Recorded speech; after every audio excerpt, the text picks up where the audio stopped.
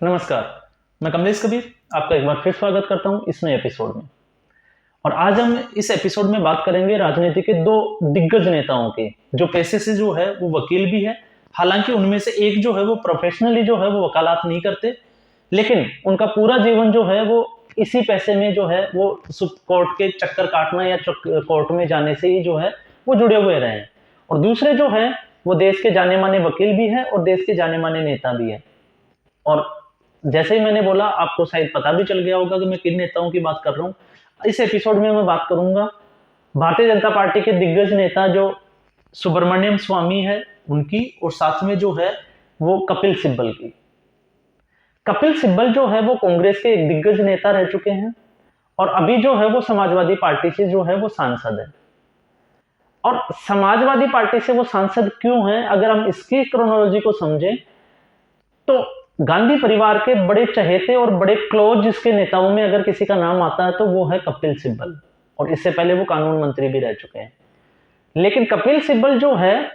वो उसके बाद में आजम खान का केस उनके पास आता है, और कपिल सिब्बल ही एक ऐसे व्यक्ति है जो आपको पता होगा कि वो सुप्रीम कोर्ट को रात को जो है वो 12 बजे या 2 बजे भी जो है वो खुलवाने को या खोलने के लिए मजबूर कर देते हैं, और अपने जो मुवक्किल है उनको जमानत तक दिलवा देते हैं। और आजम खान के केस में भी ऐसा ही हुआ कि उन्होंने आजम खान को जो है वो डिफेंड करवाया, उनको जमानत दिलवाई, और उसके बाद में जो है वो समाजवादी पार्टी में चले गए। और महत्वाकांक्षा ये थी कि उनको पहले ही लग चुका था कि कांग्रेस पार्टी से वो राज्यसभा में नहीं जा सकते, इसलिए जो है उनको समाजवादी पार्टी ने जो है वो राज्यसभा में पहुंचाया और राज्यसभा के वो भी सांसद रह चुके हैं। लेकिन अब आपको ये लग रहा होगा कि हम इसमें इन दोनों की बातें क्यों कर रहे हैं। तो दोनों की बातें इसलिए कर रहे हैं कि एक जो है वो भारतीय जनता पार्टी की आइडियोलॉजी से आते हैं और दूसरे जो नेता है वो कांग्रेस पार्टी की आइडियोलॉजी से आते हैं, हालांकि वो समाजवादी पार्टी में है। और अभी हमने देखा है कि पिछले कुछ दिनों से जो है सुब्रमण्यम स्वामी जो है वो मोदी के अगर नीतियों की बात करें, उनके कुछ डिसीजंस के ऊपर जो है वो उंगलियां उठाते आए हैं। और ये ऐसा नहीं है, ये शुरू से इनकी अगर राजनीति को अगर हम देखें गौर से तो वो ऐसा करते आए हैं। और अभी जो है उनकी नजदीकियां जो है वो टीएमसी तृणमूल कांग्रेस के साथ में जो है वो ज्यादा बढ़ती हुई जो है वो दिखाई देती है। तो इससे शायद ये लग रहा है कि आने वाले दिनों में, क्योंकि भारतीय जनता पार्टी ने जो है उनको संसद में नहीं भेजा, और अगर भारतीय जनता पार्टी ने उनको संसद में नहीं भेजा तो अब जो है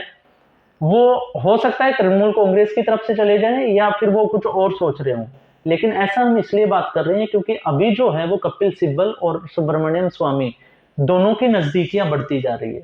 अब ये नजदीकियां क्यों बढ़ रही है, इसके क्या मायने हैं, या तो हो सकता है समझने के लिए हम इसको ऐसे समझ सकते हैं कि कपिल सिब्बल जो है वो नेशनल हेराल्ड केस में जो है वो गांधी फैमिली को डिफेंड कर रहे हैं और गांधी परिवार से उनकी नजदीकियां ज्यादा है। और उनके अपोजिशन में अगर हम देखें तो सुब्रमण्यम स्वामी जो है वो उनके ऊपर केस चलाने वाले हैं, केस फाइल कराने वाले हैं। तो अब हो सकता है ये कुछ अलग खेल चल रहा हो, लेकिन अभी जो है वो सुनने में ही आ रहा है कि इनकी जो नजदीकियां हैं वो काफी बढ़ती जा रही है। और इसी के साथ में आप एक चीज और देखिएगा कि ये वो वकील है कि कपिल सिब्बल, जो सुब्रमण्यम स्वामी जो है वो कांग्रेस की नीतियों के खिलाफ हमेशा आवाज उठाते रहे हैं और बार बार जो है वो आपने देखा होगा कि मीडिया डिबेट्स में और मीडिया हाउस में जो है वो कोसते आते हैं। लेकिन आज अगर हम इसको देखें तो कपिल सिब्बल जो है अकबर लोन, मैंने एक एपिसोड भी बनाया था कि जम्मू कश्मीर के एक जो सांसद है अकबर लोन, वो अकबर लोन जो है वो जब एमएलए जब थे, तो एमएलए जब वो थे तो उन्होंने विधानसभा में जो है जम्मू कश्मीर के असेंबली में जो है वो पाकिस्तान की जिंदाबाद के नारे लगाए थे। और जब 370 जो आर्टिकल जो है वो भारतीय जनता पार्टी ने हटाया और भारत का जो जम्मू कश्मीर जो एक स्पेशल विशेष राज्य का जो दर्जा हासिल था उसको खत्म करके और भारत का एक अभिन्न हिस्सा जो है वो उसको भारत में सम्मिलित कर लिया गया, तो उसके खिलाफ एक याचिका दायर की और याचिका दायर करने वाले का नाम था अकबर लोन, और उनके जो वकील है जो उनको डिफेंड कर रहे हैं वो है कपिल सिब्बल। तो अब आप इससे अंदाजा लगा सकते हैं कि ये किस तरह के या किस लेवल की जो है इनकी राजनीति है और किस तरह की ये वकालत करते हैं। साथ में मैं इसमें एक चीज और ऐड करना चाहूंगा, आपका ध्यान खींचना चाहूंगा, हो सकता है आपको पता नहीं होगा, लेकिन आम आदमी पार्टी के अगर जो केस जो चल रहे हैं, अगर उसमें हम देखें जो मनीष सिसोदिया का जो शराब घोटाले का जो केस चल रहा है, उसमें हमने देखा था कि संदीप दीक्षित जो है वो देर सवेर जो है हर बार आम आदमी पार्टी के खिलाफ जो है वो आवाज उठाते हुए नजर आते हैं। और वो शीला दीक्षित पे जब अरविंद केजरीवाल ने अटैक किया था, हालांकि शीला दीक्षित अब इस दुनिया में नहीं रही, तो उनके बेटे संदीप दीक्षित, जब ये शराब घोटाला उजागर हुआ था तो उन्होंने जो है वो बड़े-बड़े स्टेटमेंट दिए थे और पूरी कांग्रेस पार्टी जो है वो अरविंद केजरीवाल के पीछे पड़ गई थी कि अरविंद केजरीवाल जो थे वो डायरेक्टली और इनडायरेक्टली इसमें जो है वो शामिल थे। लेकिन मजे की बात देखिएगा कि अभिषेक मनु सिंघवी जो कांग्रेस के ही एक बड़े दिग्गज नेता है और पैसे से वो भी सुप्रीम कोर्ट के एक वकील है, जो मनीष सिसोदिया का केस जो है वो सुप्रीम कोर्ट में लड़ रहे हैं।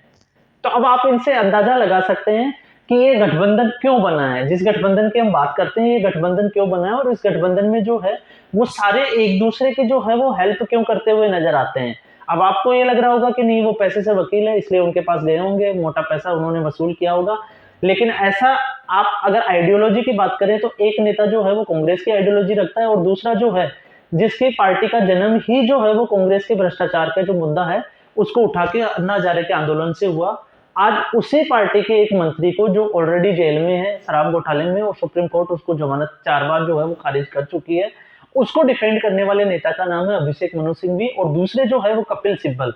जो अकबर लोन जैसे लोगों का जो है वो केस लड़ रहे हैं सुप्रीम कोर्ट में। और आज सुब्रमण्यम स्वामी जो बहुत बड़ी बड़ी जो बातें करते थे राम मंदिर के मुद्दे को लेके, मोदी की जो नोटबंदी की जो नीतियां थी उनको लेके वो बार बार जो है वो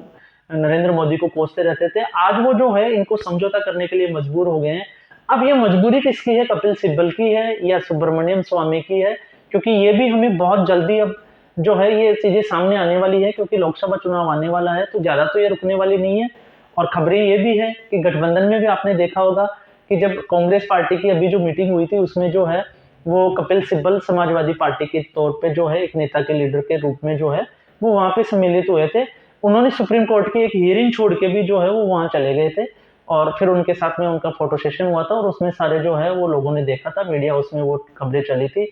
तो ये बड़ी इंटरेस्टिंग चीज है जो राजनीति के गलियारों से होके निकलती है। और राजनीति में अब आप नेता नगरी की अगर हम बात करें तो नेता नगरी में आप देखोगे कि कैसे ये नेता जो है अपनी आइडियोलॉजी को छोड़ के अपनी महत्वाकांक्षाओं के लिए अपने पद की जो लालसा होती है उसको लेके जो है वो कैसे समझौता करते हैं और कैसे लोगों को डिफेंड करते हैं। और इनको लगता है कि शायद ये लोग जो है वो जनता को बहुत अच्छे से बेवकूफ बना सकते हैं, लेकिन इनको उन पदों पे ले जाने वाली भी जनता है और उन पद से हटाने वाली भी जनता है। तो जनता सब कुछ देखती है, उसके समझ में भी आता है, जनता जागरूक भी हो रही है। और अब तो मतदाता जो है हमने देखा है कि पिछले 5 से 10 साल में जो है वो वोट परसेंट जो है वो बढ़ा है। वोट परसेंट बढ़ा है मतलब हर बार हम मतदान में देखते हैं कि लोग जो है वो ज्यादा संख्या में घरों से बाहर निकलते हैं और मतदान के लिए जाते हैं। तो ये लोग जागरूक है, ये इन लोगों को देखते हैं, इनके सब समझ में आता है। तो अब देखना तो यही है कि दोनों नेता कपिल सिब्बल और सुब्रमण्यम स्वामी ये दोनों अभी जो है आने वाले दिनों में क्या गुल खिलाते हैं और क्या चीजें हमें देखने को मिलती है, ये बड़ी इंटरेस्टिंग होगी। तो आज के एपिसोड में बस इतना ही, फिर हम एक नए एपिसोड में आपके सामने नए मुद्दे के साथ हाजिर होंगे। तब तक के लिए आप सभी को धन्यवाद।